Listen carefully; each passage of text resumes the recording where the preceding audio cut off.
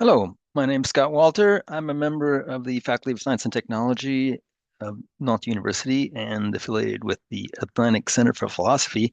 I'm going to be speaking on the topic of Poincaré-Darwin fission theory in the history of astronomy and astrophysics. My objective here is to show how astrophysicists interpreted Poincaré's pair figure of equilibrium in the 1890s. I'm going to begin with a introduction about what Poincaré's pair is and what the Poincaré-Darwin fission theory is, and move on to discuss models of variable stars as eclipsing binaries.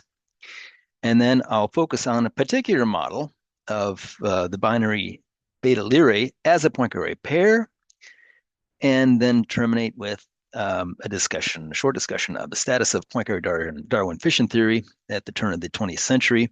Everything I'm presenting here is based on a paper published in Philosophia Scientiae in 2023. I refer you to this paper for details. So my acquaintance with this topic began with my reading of Subramanian Chandrasekhar's history of figures of equilibrium. Chandrasekhar had this to say about the grand mental panorama of Poincaré-Darwin fission theory. The grand mental panorama that was thus created was so intoxicating that those who followed Poincaré were not to recover from its pursuit.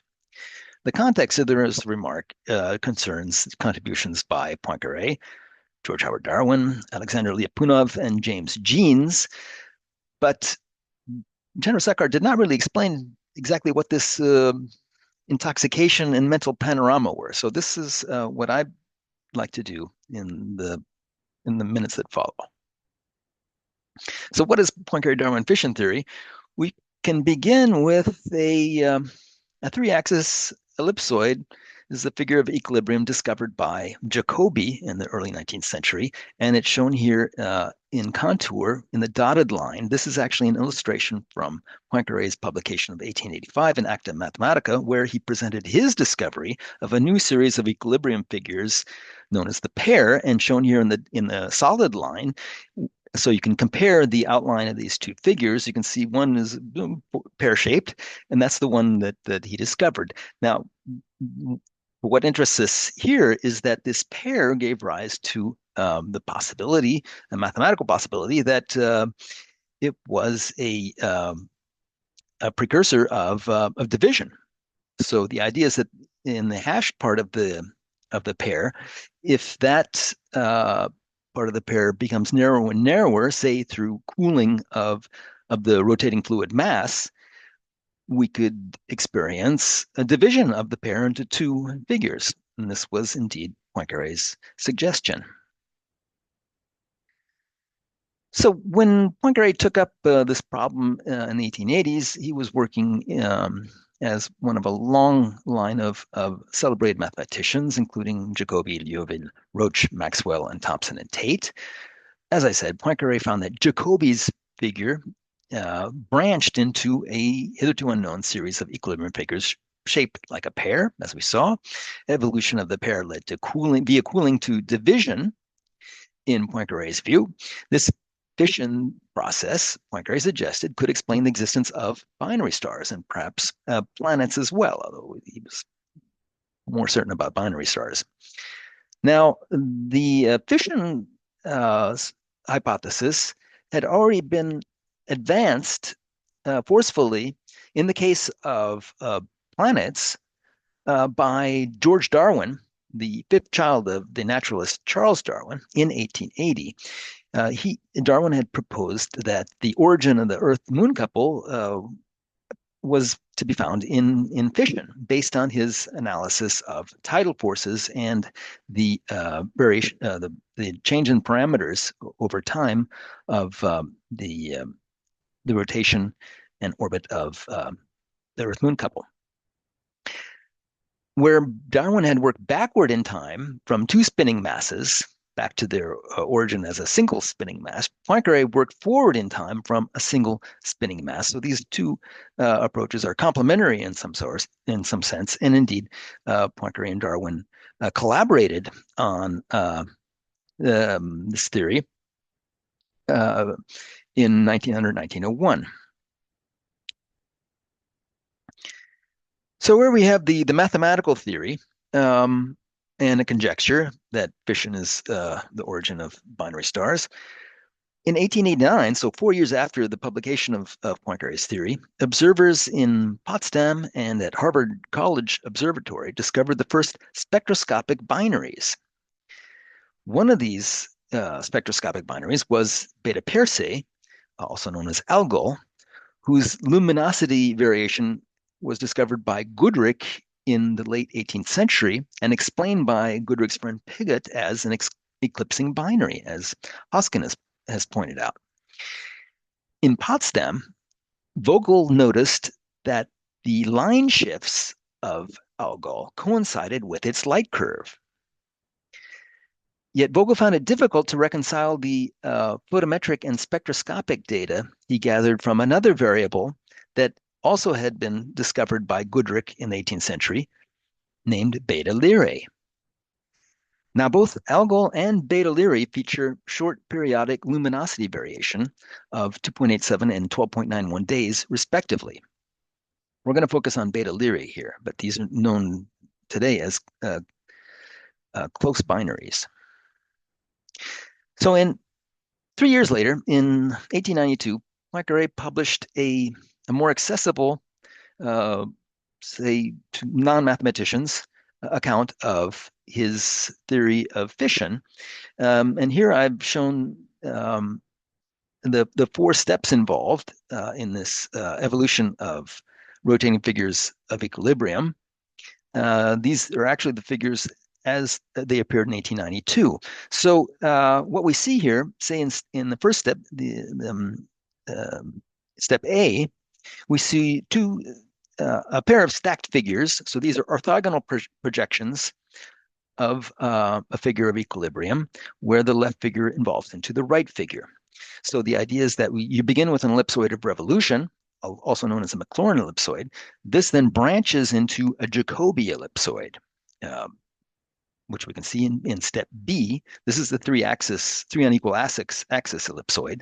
And then Poincaré found that the Jacobi ellipsoid branched into a new series of equilibrium figures, the piriform figure.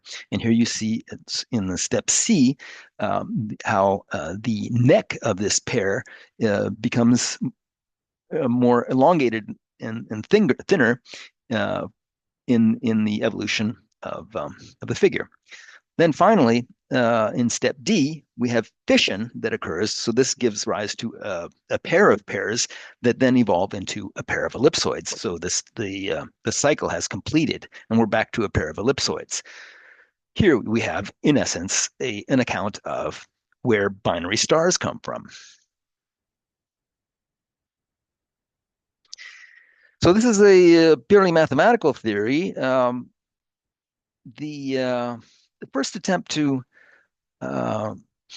interpret this mathematical theory with respect to empirical observed data was realized in the middle of the 1890s by an American PhD student, George William Myers, who studied engineering at the University of Illinois and went to Munich to obtain his doctoral diploma from Hugo von Seeliger with the topic of Beta Lyrae's variable luminosity.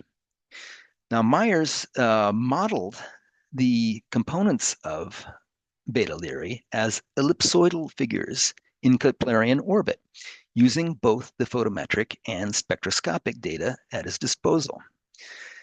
Now, the spectroscopic data, which gave him the velocity curve, allowed him to deduce the mass of the components, which is a real exploit. And from the mass and the deduced radius, he determined that these stars actually interpenetrated. He commented this result in his thesis as follows. It appears then that Beta Lyrae furnishes us a concrete illustration of the actual existence in space of a Poincaré figure of equilibrium. I'm quoting here from the English version of his research, which appeared in Astrophysical Journal in 1898. Likewise, for these two figures appeared in both the thesis and the English version. On the left, we see the theoretical and empirical curves, the solid curve being the empirical curve compiled from data gathered by Argelander in the 1840s, and the dotted line being computed curve from Myers's model. So you can see here we have two minima and two maxima. On the right-hand side, we have the orbit established from Myers' study, where we have the two components of the binary as ellipsoids. The axes of these ellipsoids remain aligned in the orbit. Now, Myers also calculated the equipotential surfaces of beta Lyrae. Here we see the contour map in the orbital plane with the mass ratio of 0.45. Now, Myers didn't mention anything about the photosphere, but a former student of Poincaré in 1924, von Seipel, showed that brightness variation corresponds exactly to variation of apparent gravity for a rotating star. So this is fairly suggestive. Well, I'm almost to the end here, but in order to give you an idea of how Myers' model was received in the astrophysical community, I'm going to give you just a quote from Poincaré. Here's what Poincaré had to say in his review of a treatise on stellar astronomy by the director of the Lyon Observatory, Charles André, published in Poincaré's journal, Bulletin Astronomique, in 1901. We are pleased to see united and related all these recent discoveries, which over the last few years seem to give a glimpse into a whole new world. These new views, so endearing and seductive, in French, si attachante et si séduisante, remain in part hypothetical. There are, nonetheless, conclusions which at present appear to have acquired a high degree of probability.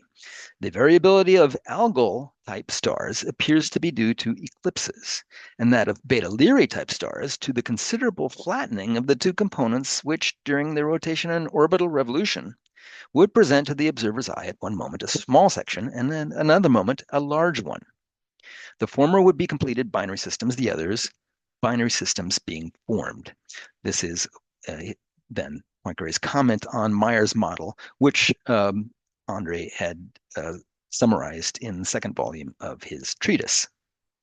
Now, Poincaré wasn't alone in commenting and approving Myers' model. Vogel himself had acknowledged that Myers' model was convincing, as well as the American Simon Newcomb, who not only agreed with the veracity of the model, but came up with additional examples that seem to correspond to the pair figure.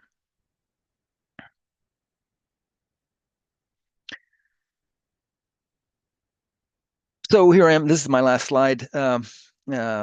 What then were the epistemological upshot of this story? The upshot, I would say, is that Poincaré's pair and assorted fission theory, in synergy with Myers' beta Lyrae model, became the leading account of binary genesis by 1900.